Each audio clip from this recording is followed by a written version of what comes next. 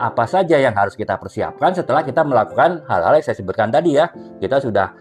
tahu bagaimana menulis ya, dasar-dasar menulis, kita sudah bisa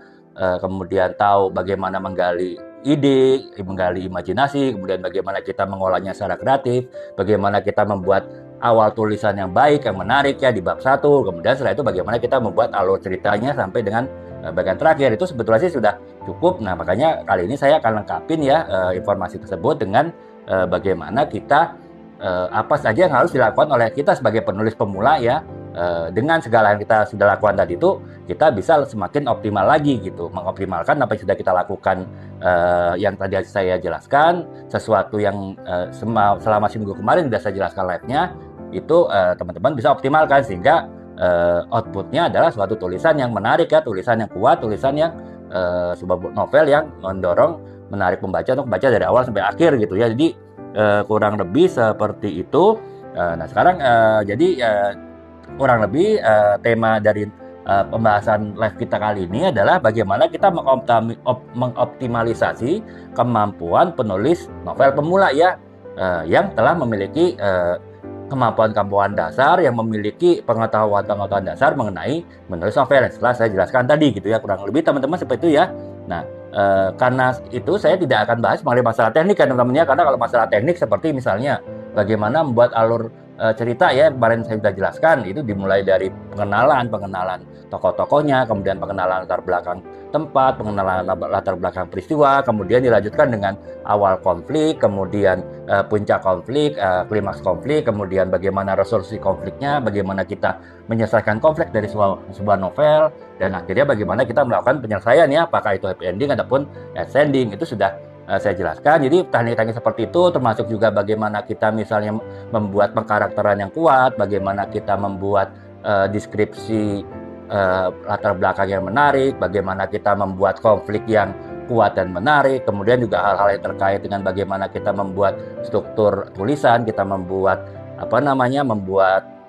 kerangka tulisan. Itu tidak akan saya bahas teman-teman, itu udah saya bahas kemarin ya, minggu lalu ya, itu sifatnya teknis. Nah sekarang saya lebih membahas pada hal-hal yang sifatnya non teknis ya, karena berdasarkan dari pertanyaan teman-teman minggu lalu, saya menyimpulkan bahwa banyak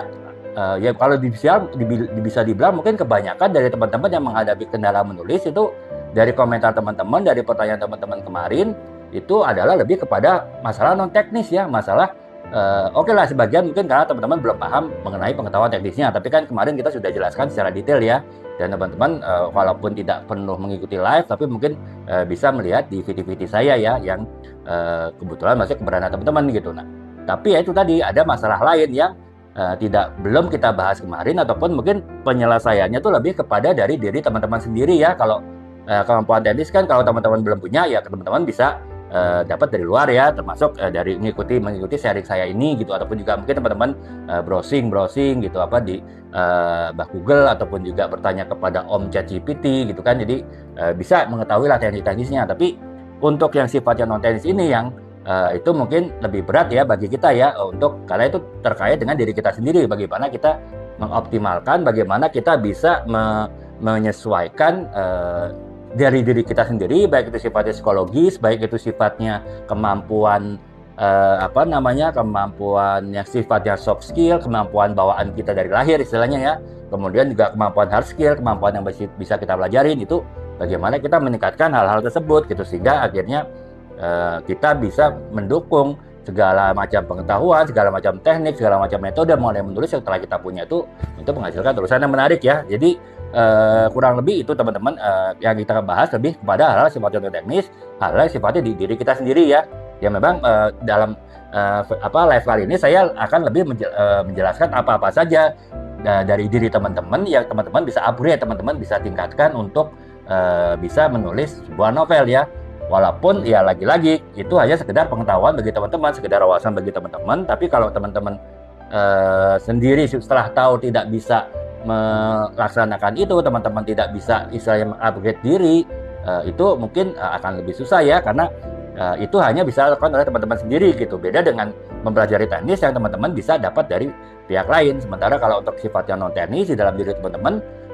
saya hanya bisa memberikan wawasan, tapi bagaimana melaksanakannya itu benar-benar tergantung teman-teman sendiri gitu.